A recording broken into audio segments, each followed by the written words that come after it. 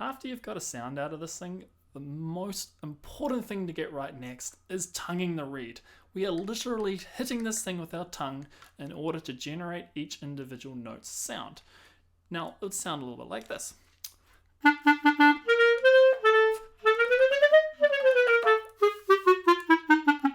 Now, each of those have been individually hit with the tongue.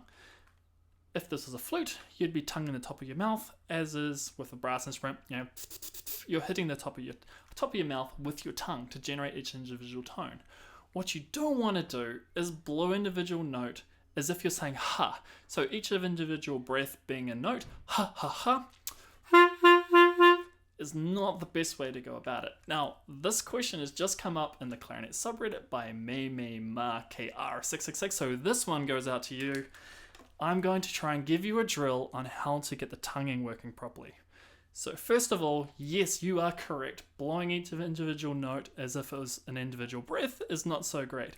Two main reasons. One is speed. The other one is just color.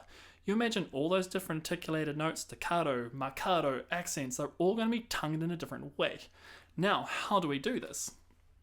The drill that I like to use is, imagine your tongue is like some kind, like imagine a hose plugged into your house, mains water pressure, you're putting the tap on and the water is absolutely just gushing out. That is your ear.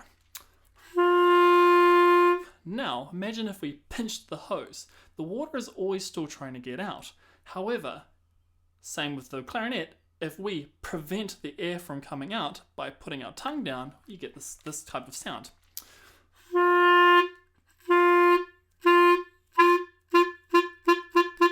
So I am literally stopping the air with my tongue. If I was to, go in slow motion, which I just did, here's your ear. I'm still trying to get air out of the instrument. The air is always moving. This is the same with the way I'm speaking now. I'm talking with one breath of air until I get to the end of my sentence. In musical phrases, exactly the same idea. You're playing through a phrase.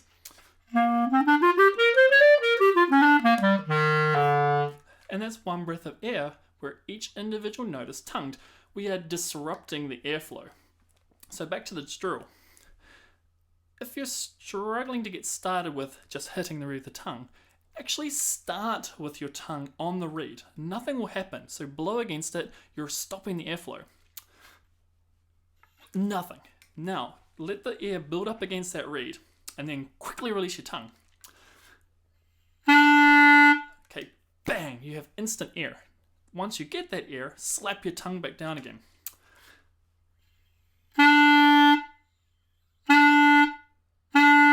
Okay, so we're building up all this pressure behind the tongue, the air can't get out, bang, you've got sound, clamp it back down again, you've stopped the sound. Now that's slow motion. At speed, you get your tonguing, as you are probably familiar with from hearing it.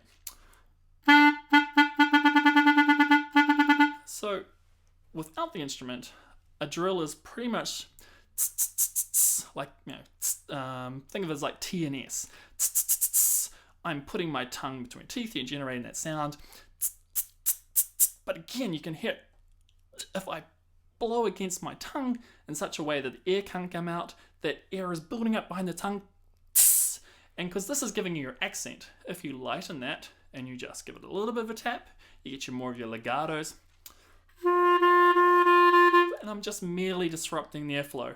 If I do a big attack, get your marcatos or accents. Okay, so this is the color, but ultimately it's speed too, because you're not going to be going fast. It's just never going to work. Okay, and that's pretty much how I like to teach tonguing from the ground up.